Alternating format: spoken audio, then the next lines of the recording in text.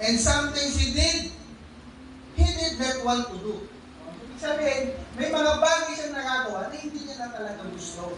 Kasi nga, ando na yung pagkilala niya sa Panginoon, convicted na siya doon sa pananampalataya niya, yun na yung kanyang dapat na isa pamuhay. Kasi nga, sumasampalataya na siya sa Panginoon. Amen? At yun yung sinasabi ng unang talata. No? So sabi niya, he found out that the word of Jesus to his disciples is really true. Ano yun una? No? So sabi nito, meron sinabi si Jesus no, sa kanyang mga disciples that you are evil. Isipin mo, disciples na ni Lord, tinawag pa niyang evil. Masama o masama. No? Bakit? Kasi nga, nature, no? Maging nature na ng tao yung masama. But it doesn't mean we need to live a sinful nature. Hindi natin kailangan mamuhay doon. No? Sa atin yun, yung mga desires na masasamang hangad. Nasa atin yun, no? Yung mga pita ng laman, no? ng mata. Andyan yan eh. Andyan lahat sa atin yan. Sabi rito, he did not try to explain it away by using other terms for it. Bakit? Kasi naunawaan ni Paul na nung sinabi ni Jesus na stay away from me, evil. Pero hindi naman niya sinabi evil doers kasi sa Matthew chapter 7, verse 11, kaya binanggit ng Panginoon ito kala Peter, kay James, and John, kasi bawa na lang natin na sinabi ng Panginoon na siya'y lilisan na sa mundo ito, na siya'y papanaw. Sasabihin ni Pedro, huwag na akong mangyari yun. Anong sabi ni Kristo sa kanila?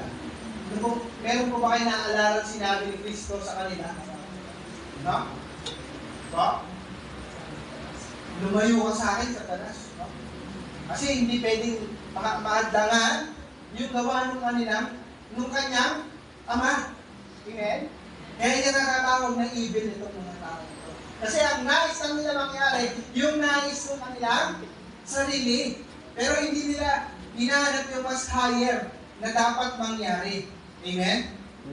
Amen. Hallelujah. So tuloy natin. Sabi nito, ano ba yung i-emphasize ni Lord? Sabi nito, kapag may bagay tayong ina-approach sa Panginoon, gaya ng panalangin, so dapat kino-consider natin na siya'y matuwid. At yung mga bagay na hindi natin sa kanya ay magaganap. Dapat ay hindi ka nangangamba. Tama po ba? Amen po ba? Amen. So sunod natin yung Colossians chapter 3, verse 5 and 6.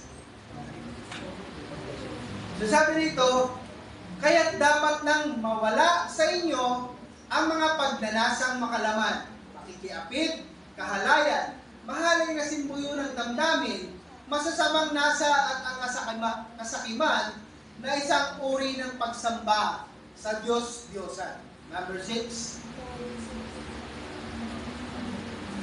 Dahil sa mga ito, tatanggap ng parusa ng Diyos ang mga tao ayaw magpasako sa Kanya. No? So makikita nyo agad yung consequence.